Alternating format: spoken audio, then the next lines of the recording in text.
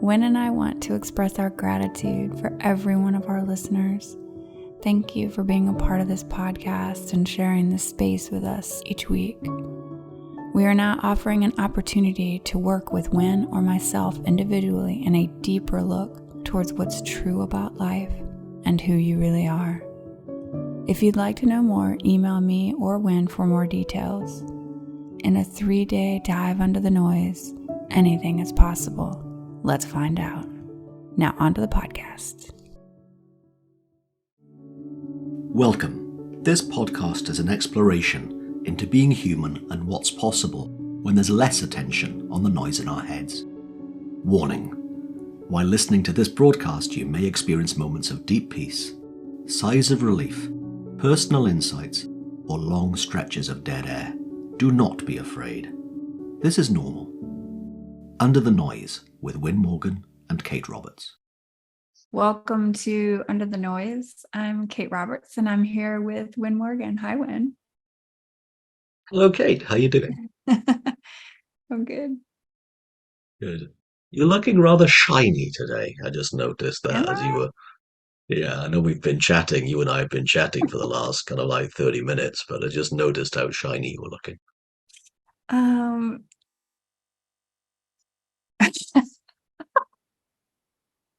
Oh, that's Now, a good being a thing for guy, women. before you go anywhere with this, right? Before you go I'm anywhere like, with well, this, how long have I had my that's makeup on? no, that's a guy's way of complimenting somebody, okay? Oh, As opposed to, like I'm oh my lord, glowing. Glowing is a better right. way. Yes. That's Thank that's you. what I meant, you see. Being a guy, the word glowing didn't occur to me. That's what I meant. You're glowing even more than normal today, Kate. There you go. Thanks. And that's the end of this week's episode, and it's called How to Compliment a Woman by a Man. And I need all the help I can You get. got jokes today, just right out of the gate. Thank you, Wyn. I appreciate it. That is lovely to hear. Notice how I looked at my cam and I was like, oh, am I really shining? I mean, Yeah, glowing, I think, was the word we landed on. Glowing is a far better word than shiny. oh, well, I appreciate you. That's nice to Yeah. hear today. So you had some ideas about what to talk to today. Well, I had an idea. So with the levity that we started with today, I'm gonna share something that is less worthy of being levity or of whatever the word would be. Um, I'm not very good with words today. Yeah, just in the last few days, I heard that 3 people I know have died, two very suddenly, um, and relatively young. One younger than me, one about 10 years older than me. And I knew the person 10 years older than me. I've got to know that person really well in the last 2 years. So it was a bit of a shock when I heard a few days ago. And, as well as not knowing what to say and whether to send a message to his partner and other people that, common friends of mine who are closer to him than I was. As soon as that kind of subsided, um, well, I went to my brother's grandson's 5th birthday party. I took my mother, who is in her late 70s, to her great grandson's 5th birthday. So it was just kind of a big reminder of life, everything from hearing about a friend's passing to someone celebrating the fact that they're 5, and as I was watching, I don't know, 30 kids on this bouncy castle eating crisps, potato chips, as you call them, and messing around and stuff like that, it reminded me that I don't know how long I've got. None of us do. So I thought, well, I'm going to enjoy it. I want to enjoy it more. And that's what it reminded me of. Uh, Because there's been lots of times where I could be worried about the minutiae, the really small things, like getting a word right. I don't know which seat to choose on the plane on Friday, right? I could agonize over that because I get a choice of do I sit in this row in the window or the other window seat on a different row? And it's like, what am I doing? What am I doing worrying about that stuff? And I remember just laughing at watching these kids on this bouncy castle on Saturday afternoon and and Jet and his sister Violet, who was only a year and a half older than him, kind of having such a great time. And I thought, I want more of that. Now, thankfully, I'm quite childlike. I'm quite young at heart anyway. But I think I could, the reminder of what happened on Saturday is very timely for me to kind of enjoy things. So, as a result of that, I had two options for where to go on, which hotels to stay in on vacation at the end of August and into September. So both of them I could cancel um, without any penalties until something like the 20th of August. So I chose the nicer one. I cancelled the less nice one. And booked a really nice place for me and my brother to take my mother for her birthday at the end of September. I don't know what else I did, right? But it's already kind of playing out. And while, it doesn't mean, hey, I'm going to forget to pay bills now. Let's be really irresponsible and be like a 5-year-old. I hope it's not that, but I hope it's just less of the being tied up in the things that don't matter and to enjoy more of every moment that exists. So that's my starter for us to talk about today.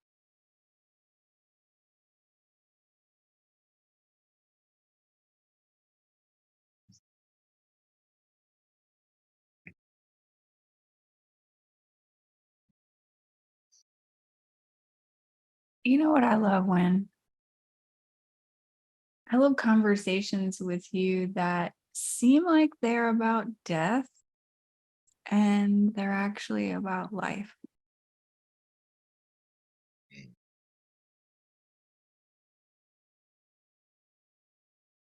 about living, appreciating,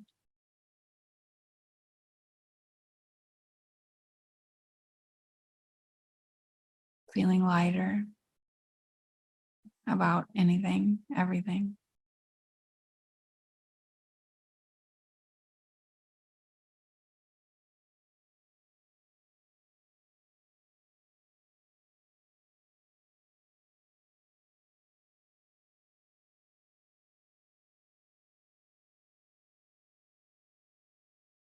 So I have a question for you.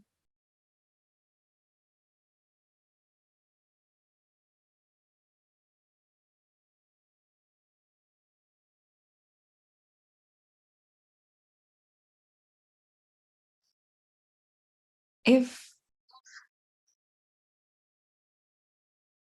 this kind of insight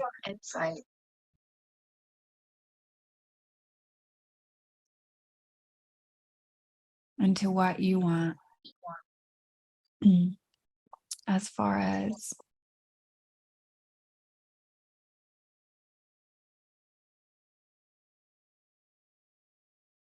living more, I guess is a better way to say it. Living more. What does that look like? Like if this was actually like this long-term insight that affected your decisions moving forward, or just your day-to-day, what does that look like to you?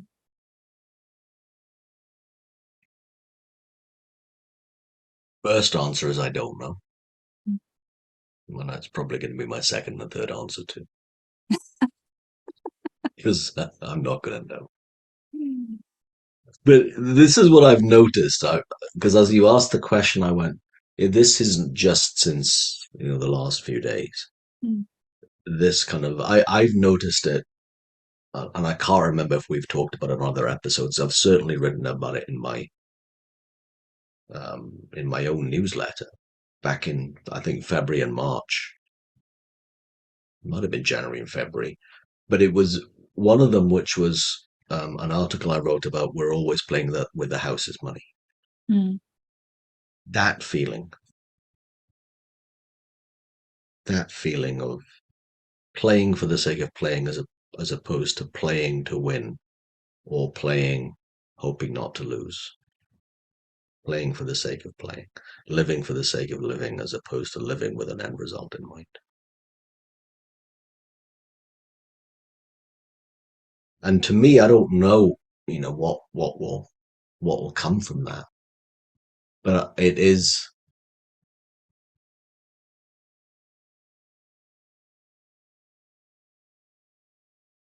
there's a lot more curiosity than fear. That's one thing I noticed that's different. My mind is more open than tight. My eyes are looking that way, not back in. My eyes are looking outward that way, as opposed to back inside my head. And that's one thing I'm noticing, bit by bit.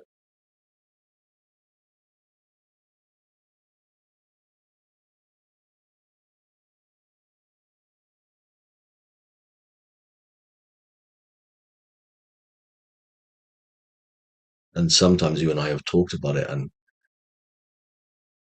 it comes back to the feeling, right? We've talked about it a number of times. It just comes back to the feeling, and the feeling is where all the juice is, and that informs us about the best of us and our innate wisdom and the knowing what to do if there is something ever to do.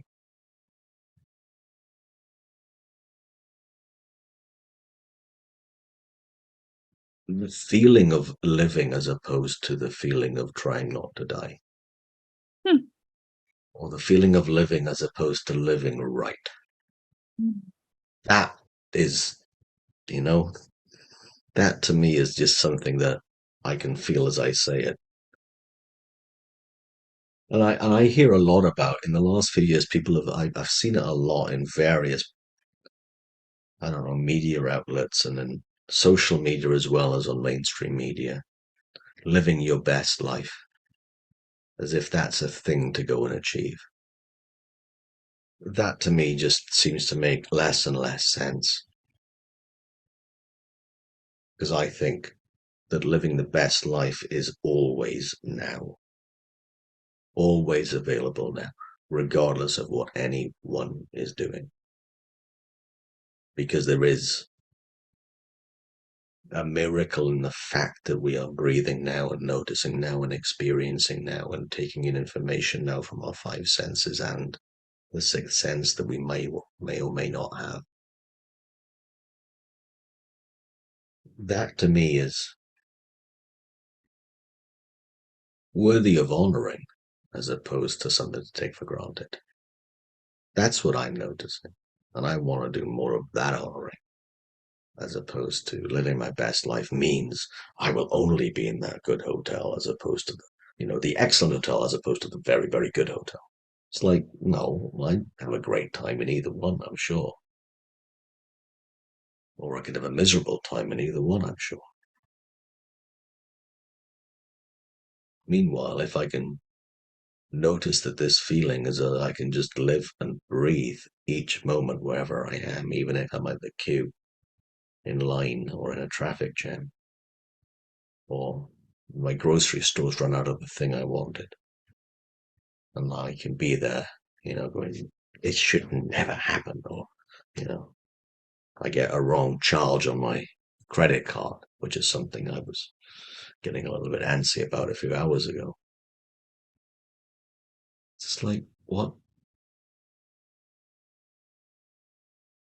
Not worth it. Yeah, right. Yeah, I did. I wrote the email to say, hey, you need to look at this. I expect an answer in the next 2 hours, but not the the 2-year-old tantrum Wyn, which can easily show up, which is jumping up and down in the this is so unfair, this should never happen, and I get freaked out for 90 minutes over that. I want less of that, and the less of the entitled. I should have earned this, less of all that kind of stuff, and more of the noticing that every moment is a miracle in itself.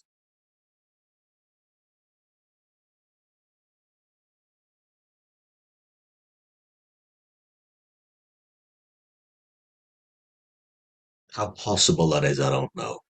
Because I think if the only thing I did was notice the miracle in every day, I don't know how safe I'd be behind the wheel of a car, right? Because I need to have some focus on the regular things too, right? But I don't want to forget big things. I don't want to forget that, in my opinion, the meaning of life is to live.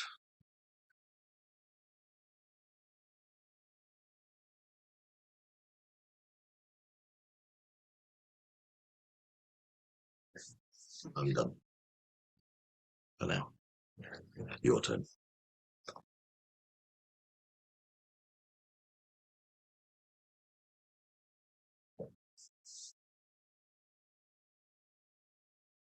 Couple of things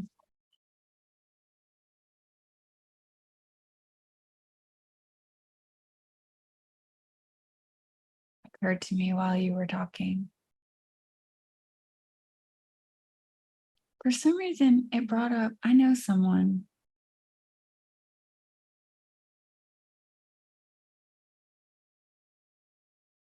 and this person,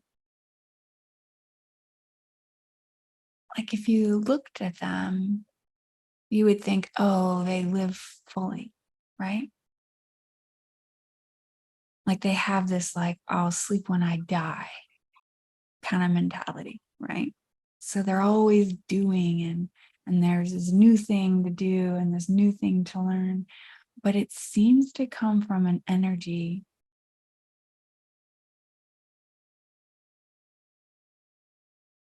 like on the outside it looks like, oh, awesome, you got a great life, right? Doing all these things and accomplishing all these things, right? But underneath it seems to have this energy of fear of slowing down. Like if I stop, then I'll have to look at these other things I don't want to see. I don't want to look at that. I don't want to feel this. I don't want to look at that.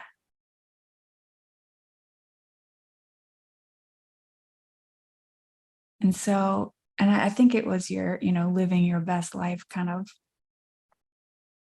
thing. It's a thing. Whereas this seems with this person like it's the thing.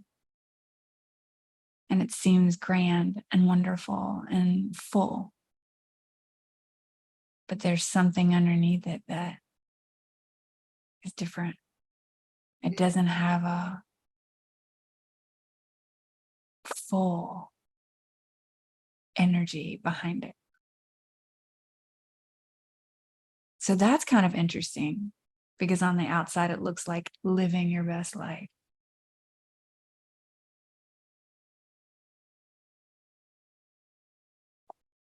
But then I thought about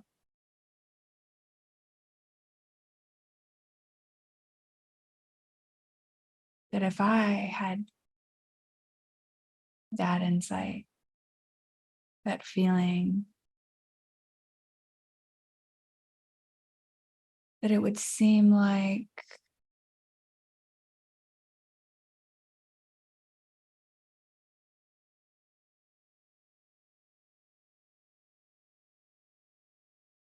surrender. Like surrender is really, really fresh for me right now. Or even acknowledging when I'm not doing it, like noticing when I'm not.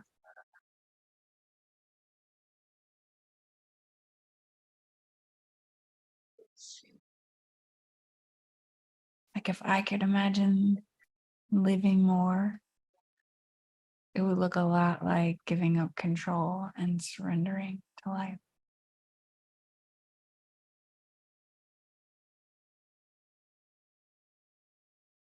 I don't know what that looks like.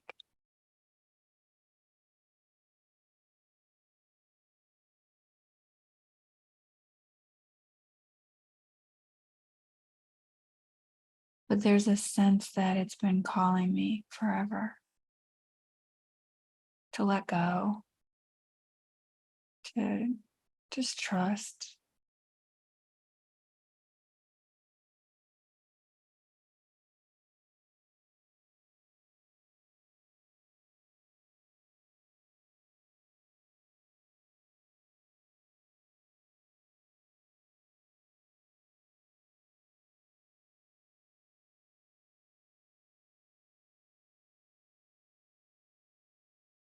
It looks a lot, it looks a lot like not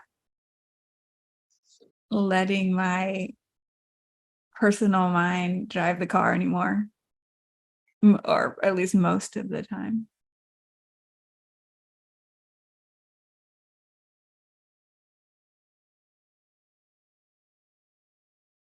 Because I don't think I think life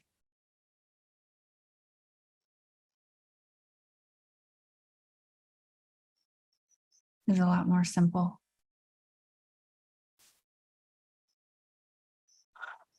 than it feels most of the time for me. I think I overcomplicate.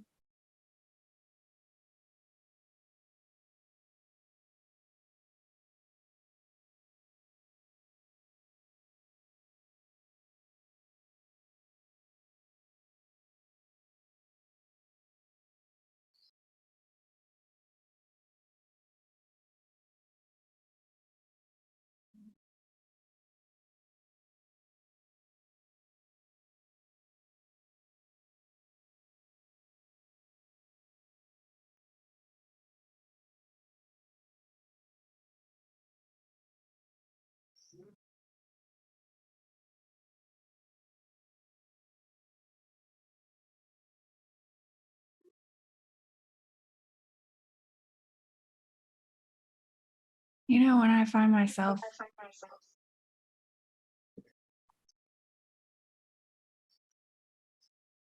in some kind of situation in life where,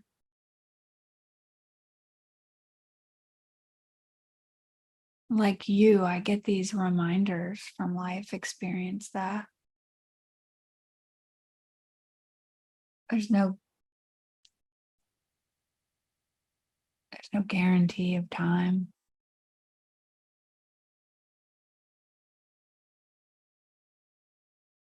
It feels very clarifying, like nothing else really. Those reminders, like all of a sudden there's clarity and focus and aliveness in it as well. Even if it's somebody that I know that passes.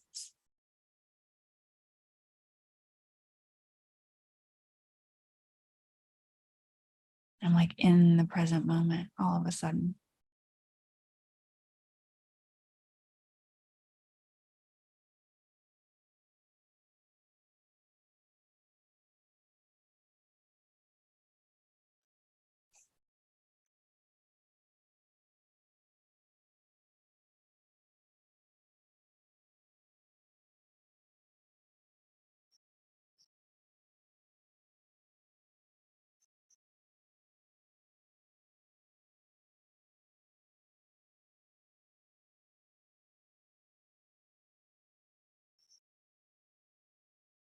Feels like an appreciation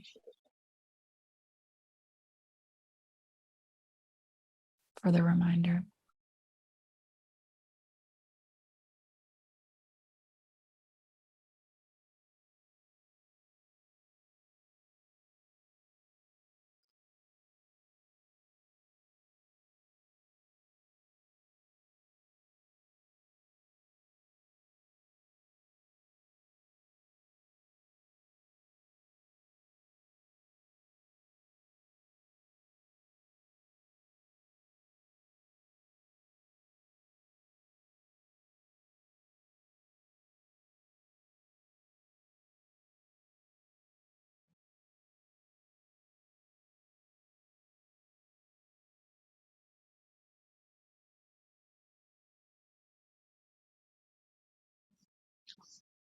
I remember someone saying to me a while ago after someone close to them died and said, death is a very peculiar thing. They said funny, but they meant peculiar as opposed to funny, ha ha. So I'm going to use the word peculiar. So death is a very peculiar thing. And instantly I went back and I said, I think life is the peculiar thing. Mm. Because these atoms and molecules and cells aren't animated and alive for a long time. They're just a blink of an eye in the big scheme of things. So that to me is what is worthy of being honored and seen as special, as opposed to its return to the nature of what it was before it was animated and alive with consciousness and intelligence and literally a life of its own.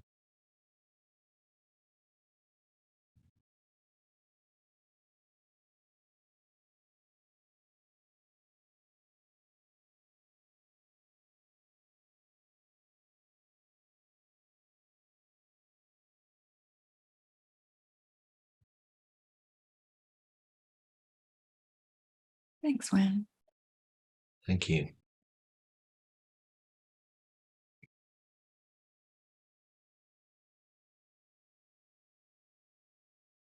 And I hope you're listening, wherever you are, got something from this conversation. And if it's close to home right now and you're thinking, well, this just seems like two people talking BS for a bit, come back and listen to this episode in a month. And if you got something from it right now, we'd love to hear. We really do love getting your feedback and your thoughts and your insights based upon what Kate and I talk about. And if there's anything else you'd like us to share and talk about in future episodes, again, please do let us know. You've been listening to this week's episode of Under the Noise with me, Wyn Morgan, and my amazing co-host, Kate Roberts. Thank you, Kate. And we'll speak to you again very soon. Have a good week. Thanks for joining us. We'd love for you to subscribe, rate, and review. If you have a topic or question that you'd like us to chat about, email Wyn or Kate at wyn@winning.co.uk and Kate at katerobertscoaching.com. Until then, enjoy what's possible under the noise.